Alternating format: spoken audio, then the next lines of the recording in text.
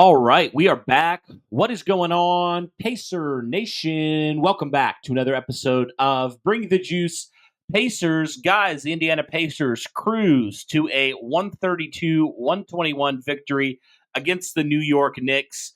Derek, a game where the Pacers, after one of their worst performances of the season, all of a sudden come out and look fantastic. And they beat one of the better teams in the East, the New York Knicks, who obviously, Derek, we know the Pacers played last year in, the playoffs, the Eastern Conference playoffs, and, a team that, a couple weeks ago, the Pacers got absolutely decimated by, just destroyed.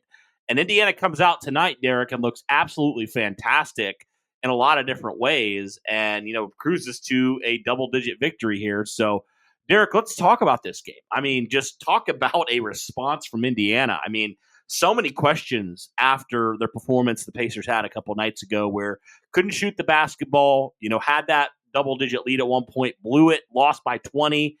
And the Pacers come back, Derek, and they respond extremely well. And, this is a game, Derek, where the Pacers had to have it. I mean, they just absolutely had to because there was a lot of questions going on, questions around your star, Tyrese Haliburton, questions around a lot of aspects of your roster.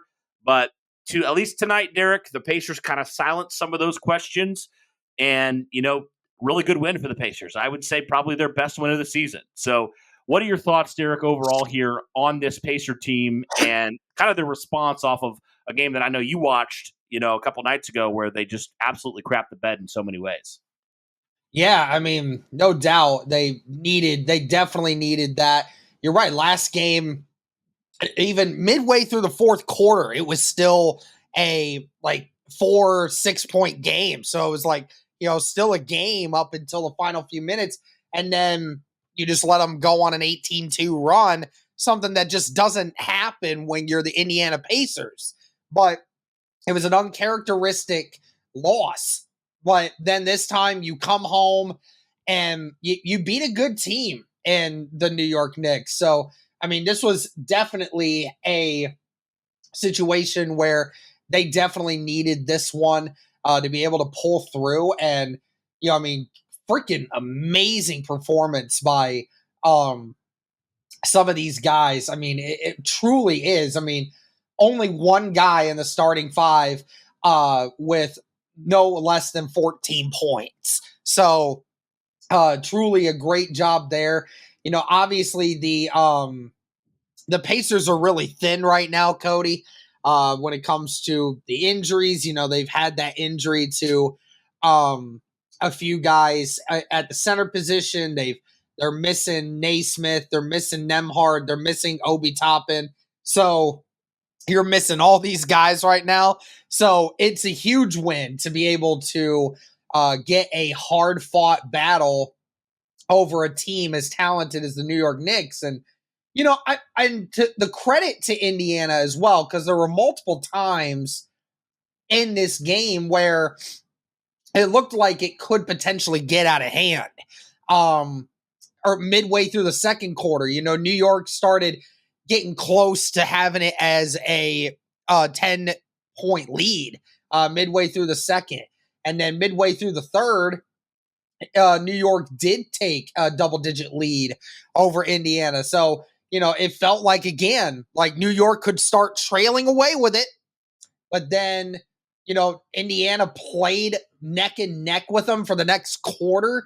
And then right towards the end, Indiana just started pulling away with it. And, that's just what good teams do is when you're down, I would say about a third of your team right now, you pull together some good wins. And like you said, we've talked a lot about just how bad the Pacers have looked recently in certain games, especially specific players, and how, bad guys like Haliburton have been and all these other things. But I don't know what happened, dude. They flipped the switch. And today was just a shootout between these two teams, and I love it. I think shout out also to the Pacers front office and the depth that they brought into this team as well, because like you mentioned, you were down three guys that usually play significant roles for you, and the Pacers, to their credit, with rolling with Obviously we know Mathurin, who's been in the starting lineup, and then you have a guy like Ben Shepherd as well, who's never really sniffed the starting lineup. I know he was only a rookie last year, but it's so different. But to his credit, he played fantastic, and the Pacers were able to, like you said, really with giving these guys some minutes, really were able to still take care of business against a very talented New York team. And, that's with, like I said, giving guys like, Mathurin had the most minutes. Shepard has 23. Walker has 27. Even guys like Enrique Freeman and Johnny Furphy got some minutes as well. So, you were diving deep into your bag in terms of depth. And, the Pacers are just such a deep team. And we've talked about this for a while now, but the Pacers are probably the deepest team in the NBA when it comes to just the quality of players they have. It's like when some of these guys, definitely need some time to recover. You're not missing much of a beat with some of these other young players who are stepping in and providing quality minutes for you. So, yeah, shout out to the Pacers front office for being able to do that. And, also just the Pacers, Rick Carlisle and company, trusting some of these young guys to handle the load. And to their credit, it's working, so definitely great to see some of these young guys. We already know, Benedict Mathurin, we'll talk about him, but, those other guys as well that we don't talk about probably as much as Mathurin, Ben Shepherd, like I mentioned, Jarris Walker, and Quentin Jackson and some of these other guys that we haven't really talked about a whole lot, but I think still, Derek, have some quality upside for this team in terms of depth right now where they sit. So, and not to mention, shout out to Rick Carlisle as well. Comments after the game were, what a game, what an atmosphere. Said nothing like a bunch of pissed off Colts fans to make the Indiana Pacers arena feel like a true home game. And it's like, yeah, he's not wrong there. Colts fans gravitated over and they're like, I'm done with this crappy performance. Let's go over here and actually watch a real team compete. And no doubt about it. That's funny because Rick Carlisle again just knows how to play the group, which is obviously awesome. Going into the stats here though, it's funny because the New York Knicks actually shot the ball a little bit better than the Pacers did from the floor itself. Even though both teams shot really well. Pacers shot 51%, Knicks shot 55%. But the big difference was the Indiana Pacers ended up making 21 three-pointers tonight. Shot 46 threes. Over half their shots were threes tonight, Cody. So clearly the Indiana Pacers were looking to try to shoot from the perimeter today rather than trying to establish dominance underneath, which, again, that's where the New York Knicks won today.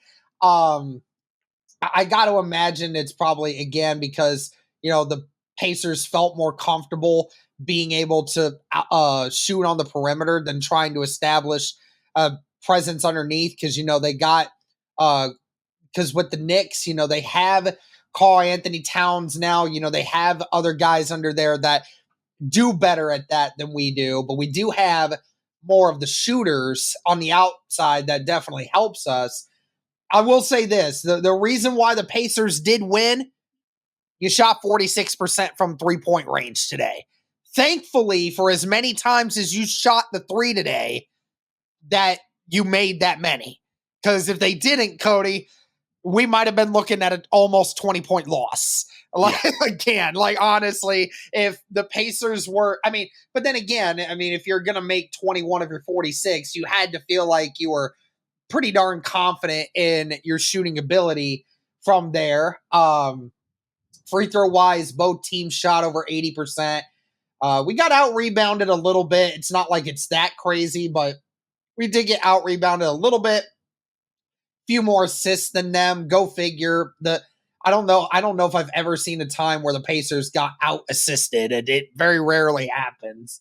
Total turnovers, only 10 turnovers on the day for the Pacers compared to the 14 for the Knicks. So, again, you win the turnover battle. A lot of times you're going to win those.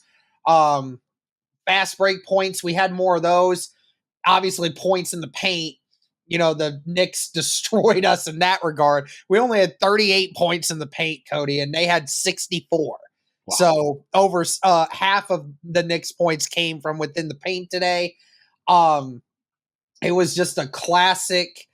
It was a classic battle of the Knicks dominated on the interior and the Pacers just tried to shoot the Knicks out of the gym, basically. Mm-hmm. And it worked. It worked. worked. I mean, hey, listen, I'm never going to complain if it works, okay? If it works, it's great. If it wasn't working, then yeah, we'd have an issue. But yeah. Right. And like you said, the Pacers actually were able to shoot the ball effectively, which is something they've really struggled to do so far, through how many, and again, 8-9 games. They've really struggled so far to shoot the three. So probably why they sit right now, or have sat right now, kind of even, because, it really depends on the night. It really does. So, but yeah, tonight, like you said, the Pacers shot it very well, extremely well from the 3-point line, which is definitely great. If you're shooting that many times, you better make a good chunk of those. So yeah, great job from them. Moving on to some of the stats for the individual players here. We'll talk about the Knicks real fast.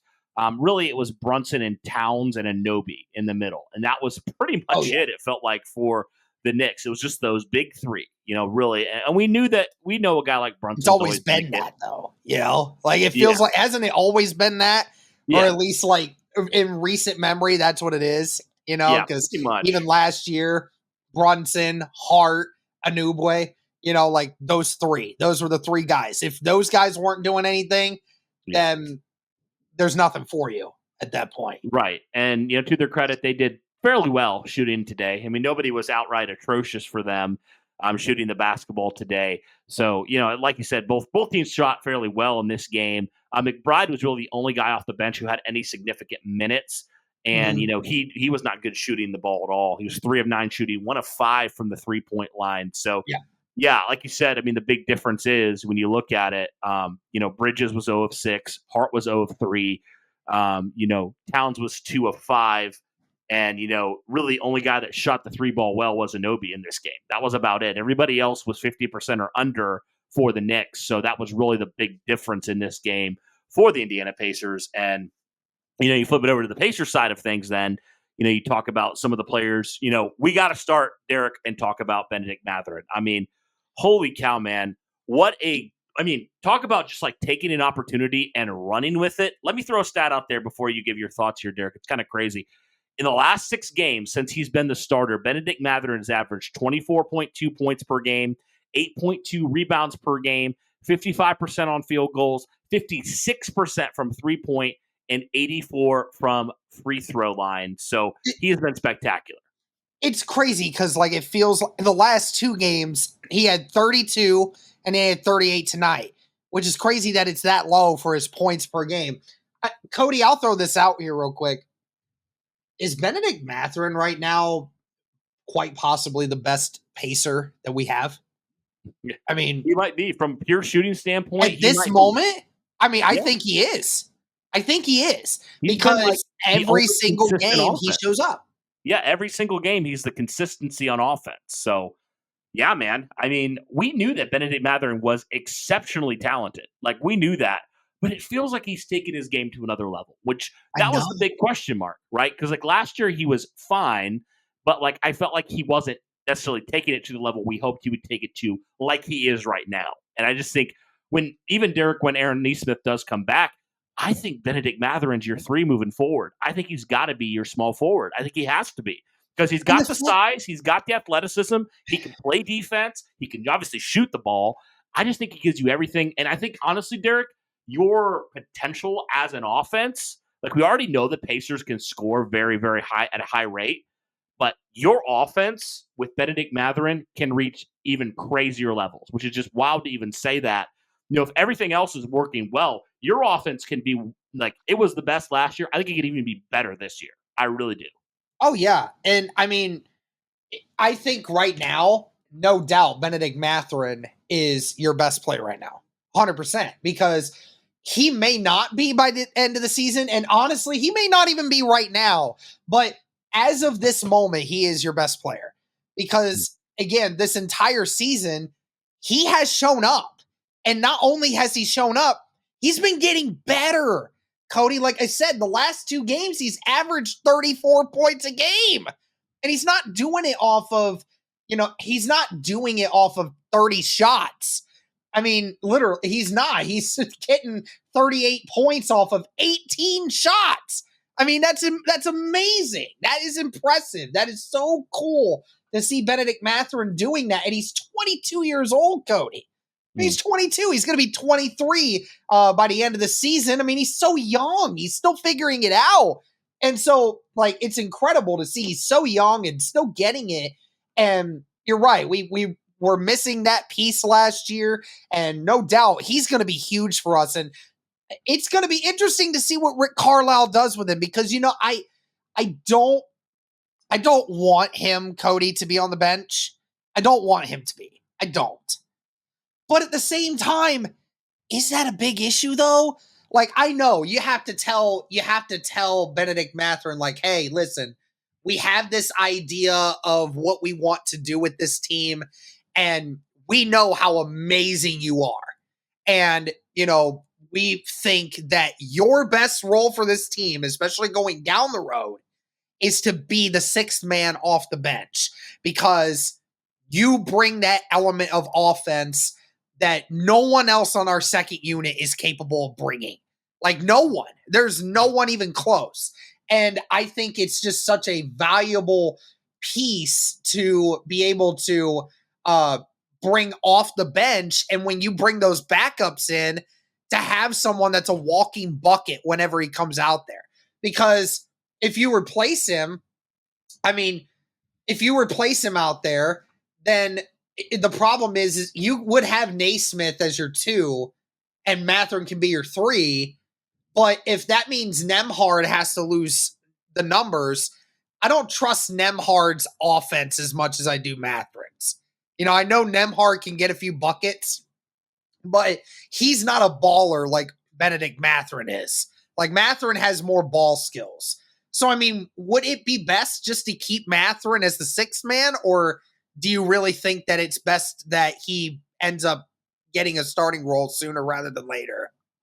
I think he's playing too well for you to bench him, Derek. I just think he's playing too good to put back on the bench. I honestly would be okay if Naismith went to the bench because we know what he can provide defensively.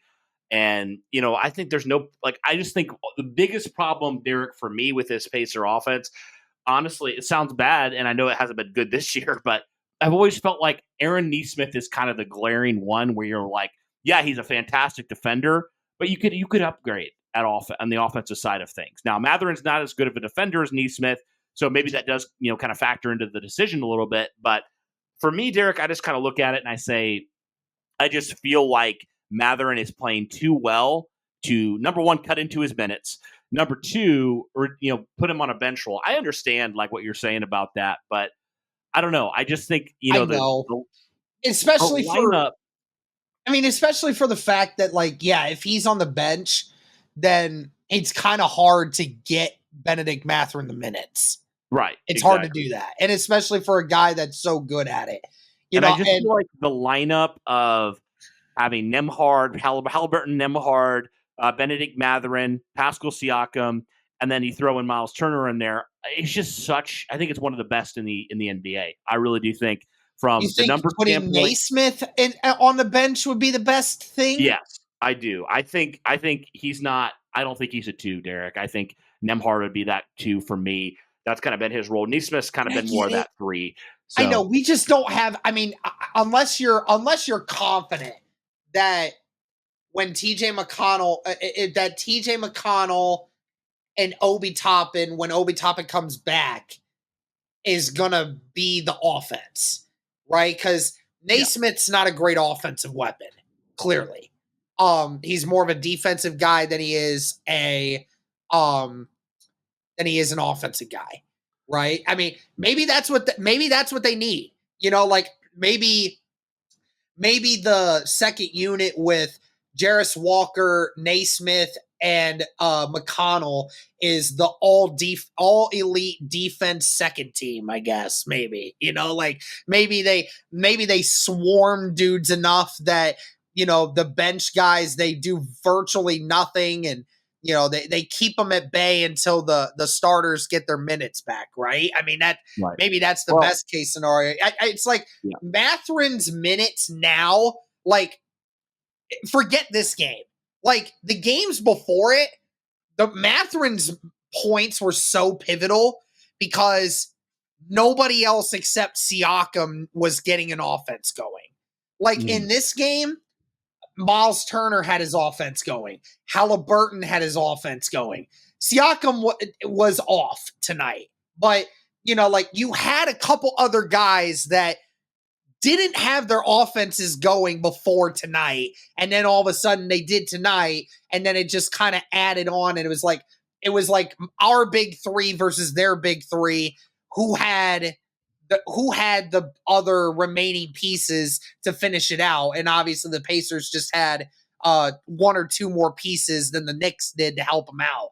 But Mathurin's points have been so pivotal in other situations because nobody else had the offense. Mathurin was the offense. Versus a day like today. Yep. And he still finished as the leading scorer, which is fantastic to see. 41 minutes. And Derek, some of these, I mean, we know Neesmith's going to be out for 2 to 3 weeks. Or I'm sorry, Nembhard's going to be out for 2 to 3 weeks. Neesmith's going to be out till December. So, I mean, Mathurin's going to continue to have prime opportunities here. Yeah. And if he continues to play like this, Derek, it's very hard for me to see the Pacers bench him because if he's your best player, you just don't bench him. If you see him continue to put up 25 points a night for going forward, then yeah, I agree with you. I don't, as much as I wish he would be the sixth man, just because I want that pure scorer coming off the bench. Yeah, you're right. I don't see a scenario in which you take the high hand away. You just don't. I mean, for the Knicks, it'd probably be. I mean, right? If the Knicks applied my strategy, like to somebody like, like a Josh Hart or a Nembhard, if they took my strategy and or Mikal Bridges and threw him into the bench, maybe that would be better for him to have somebody that can come off the bench and actually score. But you're right. Like, it's pivotal that you have as many ballers on the court as humanly possible. And right. And it's actually, I mean, it could be a very good thing for the Indiana Pacers in the long run, Cody, because I know last year it's kind of the same situation where Mathurin late in the year, he got hurt, and then all these other guys had to start playing these minutes before the playoffs got in there, and they started getting comfortable, and then guys started like getting into the flow of the offense a little bit. As unhearted as it is, I mean, Benedict Mathurin, through all these injuries, is getting the opportunity to actually, be in that starting role, get more exposure, get the minutes, get acclimated with the rest of these guys, and he's thriving in it. I mean, he's thriving, and if he stays thriving in it, you're right, it's impossible to pull him away. For sure. Absolutely. And it definitely helps when Tyrese Haliburton has his best game of the season, too. Best game of the season. Freaking 11 of 18 from the field, 4 of 10 from three-point range. That's fine. You're going to shoot 10 three-pointers in the game. If you hit 4, that's fine. That's fine. That's what your average really good three-point shooter does in the NBA. If you can make 40% of your threes, I'm not gonna complain. But I mean, again, like which is crazy too, because that means he was 7 of 8 from everything inside the arc, right? So when he wasn't shooting threes inside the arc, he's spectacular. That's my biggest critic of Haliburton is he can be inaccurate from 3-point range, but your shots inside the arc, you need to hit them, dude. You need to. You're too fast, too long, and too athletic to not be making most of your shots from inside the arc. And so far, that hasn't been a great thing for him. But, I mean, 35, 2 rebounds, and 14 assists, dude. I mean, holy cow. Cody, he had more assists. He had more than half their assists today, which is crazy to think about. I mean, that it was definitely the best day that Haliburton has had all year long. And I hope that this was the kind of coming out party. He finally got the rhythm going a little bit. He started finally making his shots, feeling himself into the offense a little bit. And you know what? And maybe Mathurin being on the court is actually a good thing for him, because if you have Mathurin, who is like the primary scorer of the offense, if you can get that attention taken away from Haliburton, because we all know how Haliburton can move with the ball. I mean, that might be good for Haliburton, to keep some of that attention away from him and allow him to do the things that makes him special. Absolutely. Yeah. So for all the people who are saying, is Tyrese done? Like, what's going on with him? I'm glad that he, in some sense, like, made everybody take a little bit of a breath. Like, okay, he's all right. Like, he's still capable of doing this. Like, he's still capable of having this type of night. So I'm hopeful that, like you said, like, this is the start of something good for Tyrese, because he has not had a good start to the season. And I'm really hoping that this kind of turns it around for him, gives him the confidence back to be able to shoot some of these shots that he was making last year. He had such a strong start last year. It's kind of crazy how it's kind of flip-flopped so far. But yeah, I'm really hopeful that this is the start of something good for Tyrese. And, you talk about the big three, those two, and then Miles had 26 in this game as well. Not really great. Miles has not really been that great in the rebound department. Like you said, the Pacers really got out-rebounded and we got beat in the paint. And Miles only finished with 6. So, I mean, still not great from the Pacers in that department. But, we still know that Miles can shoot the basketball, which is definitely an important thing. And while it wasn't the greatest night in the world, I mean, he still shot at the end of the day, Derek, over 50% from the 3-point. So you'll take that from Miles Turner any night of the week, playing in 39 minutes, second most of any starter. 26, 6-1, I guess you'll take it, even though you would like to see Miles be a little bit better when it comes to the rebound game. I mean, he still had 2 blocks in this game. So, for Miles Turner, it was good. I mean, you talk about from a point standpoint, from an offensive standpoint, you'll take that. Yeah. Oh, yeah, 100%. Yeah, I don't know why it's so difficult for Miles Turner to establish a presence underneath. I don't know if it's just because Karl Anthony Towns is just that much better and an interior presence than Miles Turner is. I don't know, but I will say this: I think it is a severe. I will say, yes, Miles Turner had a good offensive day. That's fine. It is a disappointment that, 2 other guys, one guy is a guard, out rebounded you today. I mean, that is a disappointment. And I don't know if it shouldn't even matter that it's the offensive scheme for the Pacers for him to be shooting outside a little bit more now. He needs to be getting more than 6 rebounds. I mean, when Pascal Siakam and Benedict Mathurin are also getting more rebounds than you, that's not okay. And people always tell you, there's a little bit of luck when it comes to rebounding, but a lot of times it's effort. And I'm not sitting here and saying that Miles Turner's lazy, but I think that we need to start, getting to have a talk with Miles Turner about, being more committed to getting those kinds of rebounds underneath. And I saw a couple highlights where Karl Anthony Towns made a couple buckets off of a missed rebound opportunity by Miles Turner. And that's going to be a huge issue going forward if, guys like Karl Anthony Towns. I mean, the Knicks aren't going anywhere. Yeah, they haven't been off to a great start this year, but the Knicks are going to probably be in the playoffs again. You might see them again. And if Karl Anthony Towns is just going to continue to bully you underneath, then we're going to have some issues. Yeah, and I think people have been kind of exclaiming for the Pacers to do something at center, get another backup in there, somebody who can get a rebound. I think that's the biggest thing is, like, you just need somebody in there that can do that, establish a presence underneath. You just don't have that right now. So I'm hopeful. I know the Pacers have kind of like reached out about a couple players. I'm hopeful they add a player here very soon to kind of help with that, because Miles has never been, that kind of looming presence underneath. So I'm hoping that the Pacers are able to do that and get somebody in there that can help in that department. But yeah, from Miles Turner's standpoint, he's never been that type of guy, and he just continues to not be. So, but from an offensive standpoint, he can shoot the basketball. We know that much is true. So, Yeah. And then you talk about some of the other players. You mentioned Pascal Siakam, kind of an off night for him. Ben Shepherd, 23 minutes. He only attempted 4 field goals in this game. That was a 3-pointer.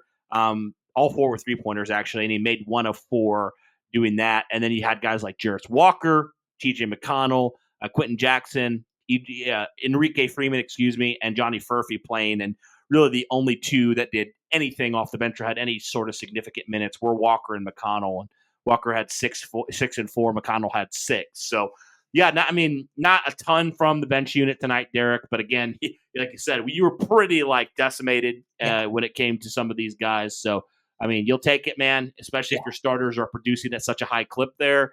So I felt pretty good about what the Pacers did tonight. Yeah, if there's one person on this roster that deserves to have an occasional off night, that's Pascal Siakam. Let's just be honest. Pascal Siakam deserves one every once in a while. Yeah, still got 14 points, 8 boards, had a couple assists here and there, so it's not like, he was a detriment to the team. Just was one of those bad shooting nights. It's going to happen every once in a while. He doesn't have many of them, so I'm not worried about it. But yeah, like I said, with Nembhard missing some time, with Naismith missing some time, and Obi Toppin missing some time, it's good that some of these players like Jackson and Walker and Freeman and a few of these guys are, getting a few of these minutes, right? It's good that the Pacers have started to see Jarris Walker get a few extra minutes now.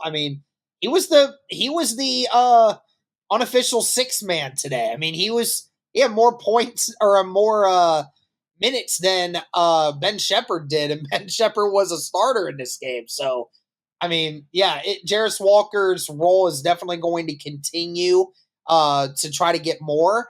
Wasn't a great effective night from anyone on the bench, really.